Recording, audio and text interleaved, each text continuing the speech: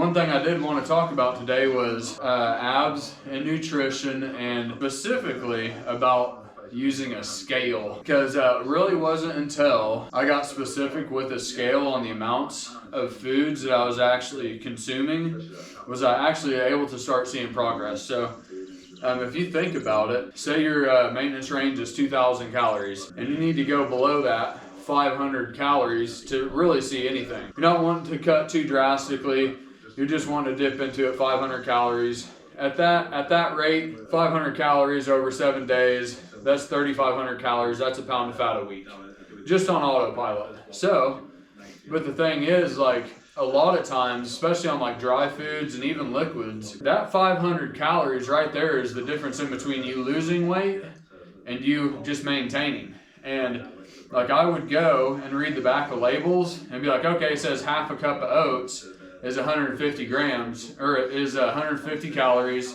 and it's 50 grams. Well, I would take the scoop out and literally even it off and be like, all right, that's 50 grams.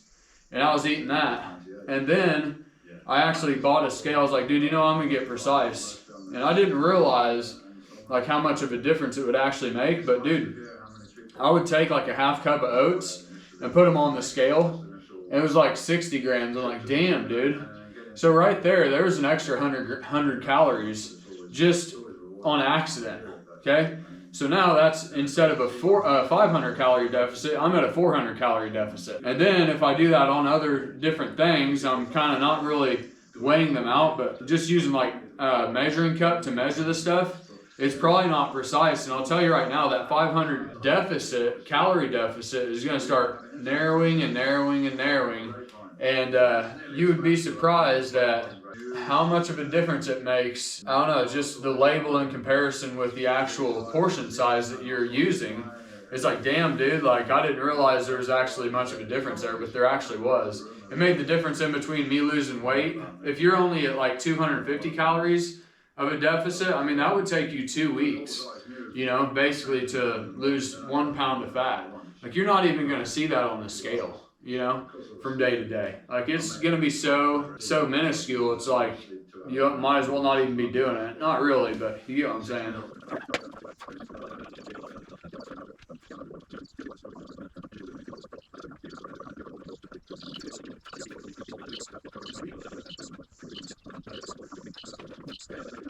You know, it's kind of weird too, because like I started out eating a lot of food, you know, like a couple years ago while I was gaining weight. And then whenever I finally said, okay, this has got to change, you know, I started trying to cut my portions back.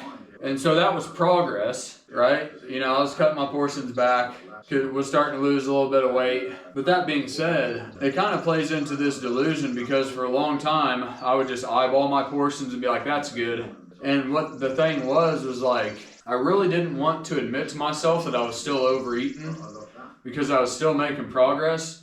And I knew if I got precise and like actually counted all my calories out and got a scale and all that stuff, then my portion sizes would probably be about half that.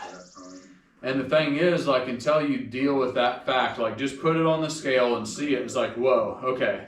Like, that's the portion I got to get used to eating if I want to lose the weight significantly, or if I want to make any sort of progress doing this thing. Like, that's it right there. And it's like, once you see that portion and it's half the size of what you've been eating, it's like, oh shit.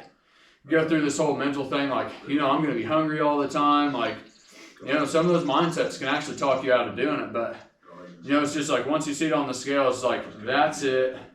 There's no discussion, no debates about it. That's 2,000 calories or whatever your thing is.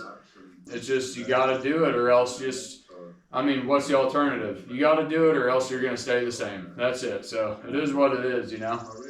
So as part of that delusion that I had in my mind, is like, I wanted to admit that I was still doing good while eating bigger portions, even though I wasn't. It's kind of a weird thing. I don't know if it's like a self-preservation thing, like evolution type of thing, that we pump up things in our minds to make ourselves feel better about what we're doing.